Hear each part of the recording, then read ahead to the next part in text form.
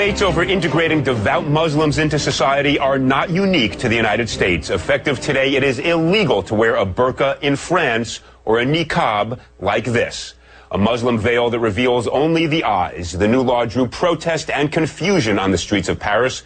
Two women stepping out in their niqabs and drawing a crowd were arrested for staging an unauthorized protest. The French government has called the veils, and I quote, a new form of enslavement, end quote, not acceptable on its soil. Many Muslims are enraged, but not all. I'm joined by Hiba Ahmed, a writer for the blog Muslim Matters, who's against the ban. She's in Albuquerque. And Mona El-Tahawi, a columnist on Arab and Muslim issues, who wants to see the ban extended everywhere. She's joining me from Washington. Welcome to you both.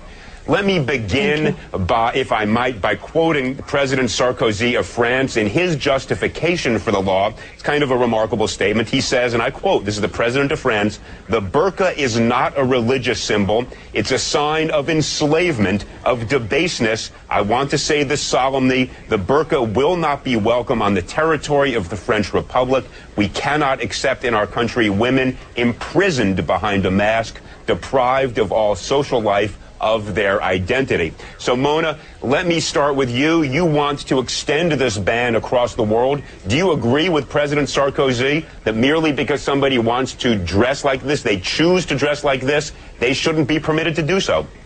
You know, Elliot, I detest Nicolas Sarkozy. I consider him right-wing and racist, but I also detest the niqab and I detest the face veil. And I say this as a Muslim woman. I think it represents an ideology that does not believe in Muslim women's rights to do anything but choose to cover her face. And I find that I believe that the niqab dangerously equates piety with the disappearance of women. And so I support banning it everywhere because it's not in the Quran. It's not an obligation for a Muslim woman to cover her face. And my talk with you now, with you seeing my face, is going to be very different than if I was sitting here with my face covered. I believe the human face is central to communication. Okay, Mona, the only thing I would observe, and I want to give Hiba a chance to jump in, of course, but I heard you use the singular personal pronoun I many times, and that I have no doubt you believe that, but why should your beliefs ban other people from wearing what they want to wear? That's what I don't get. Hiba, explain to me why you think the ban is a bad idea. I think that it's a bad idea because I think it's yet another example of men telling women how to dress, how to live their life. It's another way to try to control women, and to take it to a government level and to try to legislate the way that a woman dresses is not just wrong and against human rights, but it really violates the whole basis that the democracy and democratic countries are based on. This is a free choice. This is something that I choose to wear. I disagree that it's some right-wing ideology. It is something that is permitted in Islam. I have a master's degree in mechanical engineering, and I am free to do whatever I want, and this is a choice that I want to make. And just because somebody doesn't accept my interpretation of Islam or personally like it, doesn't mean that we can use laws to violate people's freedom of expression and freedom of religion. But let me just ask you this. When you go to the airport, you understand there are going to be obligations. They're going to have to check you for security like they check all the rest. When you get a driver's license, do they take a picture with or without your veil on? Absolutely. I want everyone to know that as a Muslim woman, as a Muslim in America, I am just as concerned about safety and security as everybody else, and I have no problem whatsoever accommodating any security issues that come about when I enter a bank, when I go to the airport, when I go to the DMV. I show my face, and actually in Islam, we are required to show our identity when we're in a court system giving testimony. This is absolutely something that is essential for the security and identification of people, but that doesn't mean that I should be banned completely from what I choose to do. Okay, Mona, let me jump in here. There are lots of types of dress that I look at and I don't like them. I think they're degrading. I think they're oppressive. Lots of things I see teenagers wearing that, I'm now viewed as old-fashioned by a lot of, my kids perhaps. I don't go around saying we should pass a law banning it. Isn't that fundamentally violative of the First Amendment? What possible reason can there be legally to say to somebody, you can't dress the way you want to dress? Actually, Elliot, the government does tell people how they can and can't dress all the time. You cannot walk outside naked. There are many states here in the U.S. where 3 or more people cannot be together in public with wearing a face mask. So the government actually does legislate over our wardrobe, but everybody conveniently forgets that. I would like to ask Hiba, once I'm done talking, if she works, because we've been on media shows together where we've been on opposite ends of this argument.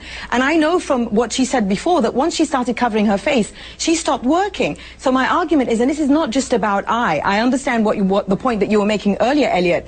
Feminist groups, many women's rights groups have made the point that what the niqab does in a society, especially for Muslim women, is that it creates a spectrum where that is the pinnacle of piety and that is the good Muslim woman.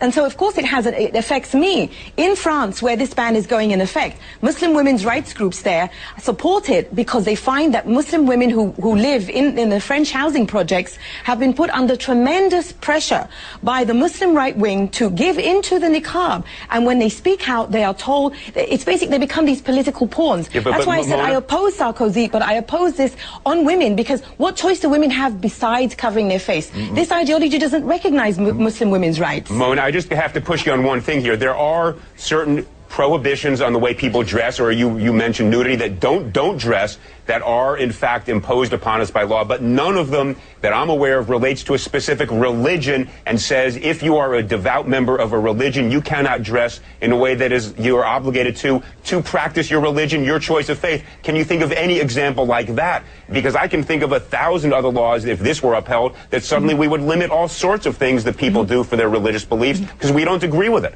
Wouldn't that be a very dangerous thing to do? See, this is, I think, where these right-wing interpretations of religion get a free pass, because everybody says, well, it's my religious obligation. It's my religious right to do this.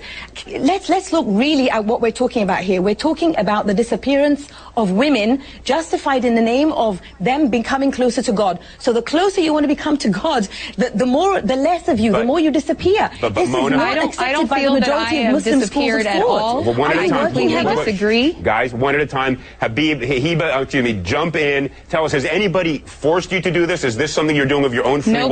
Nobody has forced me to do this, and I really have to disagree with the statistics that Mona is trying to put forth, because studies have shown that there are only 2,000 women in France that wear the niqab. The majority of them are converts who converted to Islam and are voluntarily choosing to do it. This is my choice. Nobody can force me to take it off. I would not take it off even if you paid me to do it. And the fact of the matter is that I have never met a single Muslim woman in all of my travels around the world that is being forced to wear it.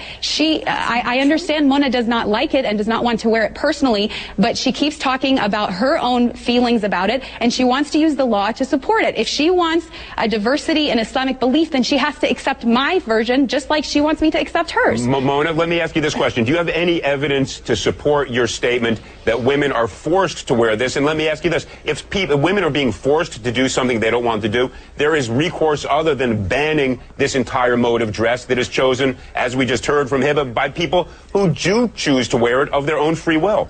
Well, you know, I lived in Saudi Arabia. Heba says that she's traveled the world and she's never met a woman who's been forced to wear it. I lived in Saudi Arabia where millions of women are forced to cover their face. But now that the argument will be, well, that's in Saudi Arabia, not in France. What choice does a woman have when she's told she will burn in hell if she doesn't cover every inch of her body? What kind of a choice is that? So of course these women who convert to this ideology, I've never heard anybody say that. The women who convert to this ideology, who are then told that this is how to be a good Muslim woman, to be close to God, to avoid hellfire, is there really a choice in that? And I believe when you have a law like this, you know, I told you, I detest Sarkozy. I consider him racist. But I will not sacrifice Muslim women's rights in order to uphold the Muslim right wing, which I believe is misogynist. With a law like that, a woman can tell her husband or any male relative who is forcing her to dress like this, the law says I don't have to dress like this. Mona, let's not deal with Saudi Arabia. Different customs, different laws. We have a First Amendment. No, I was talking about France. I was talking about France. Wait, hold on one second. In the United States, we have a First Amendment that gives people the right to practice religion as they wish. Do you not think that a law that in the United States that would ban this form of dress would violate the First Amendment permission to practice religion as each individual sees fit? Well, this comes back to religion again. Everything is allowed just because someone says it's their religious belief. You know what I think? No, Mona, you're going to jump in. Hold 1 second. It's banned or permitted until there is some compelling state interest on the other side. But it's got to be an overwhelming interest. What is the overwhelming interest that would justify us in banning a type of dress that people choose as a result of their religion? Well, all the reasons I just gave you, but I will repeat. I believe that this is genuinely harmful to Muslim women because it creates this pinnacle of piety in which a Muslim woman is told, this is the closest you can get to God, and she's disappeared. I'm no longer here. You don't even know who I am. The face is central to communication. And not just that, it objectifies women. The pinnacle of objectification. Look, I agree with much of what you're saying, but not as a matter of law. Hiba, you know, you get the last word. You haven't gotten a fair time on this one. Give it best 15 seconds you've got. Thank you. Basically, I want people to know that when I choose to cover this way, it's because I am fighting against a systematic oppression against women in which women's bodies are being sexualized and objectified. This is a different perspective and a different form of empowerment in which I think when I'm in public, my sexuality is in my control and people have to deal with my brain and who I really am and not judge me by my body. And if we want to really talk about the oppressive situation of women, let's talk about all of the eating disorders, all of the plastic surgery, all of the unhealthy diets that are being done, all in the name of having the perfect body. To me, this is liberating and this is empowering. Mona keeps saying, I believe, I believe, I believe. Well, we don't make laws based on what Mona believes or what anybody believes. All right, guys, it's based on whether or not. This is clearly not an issue we're going to resolve in the next 10 seconds. I want to thank you both, Hiba Ahmed and Mona Eltahawy. Clearly a passionate and important debate.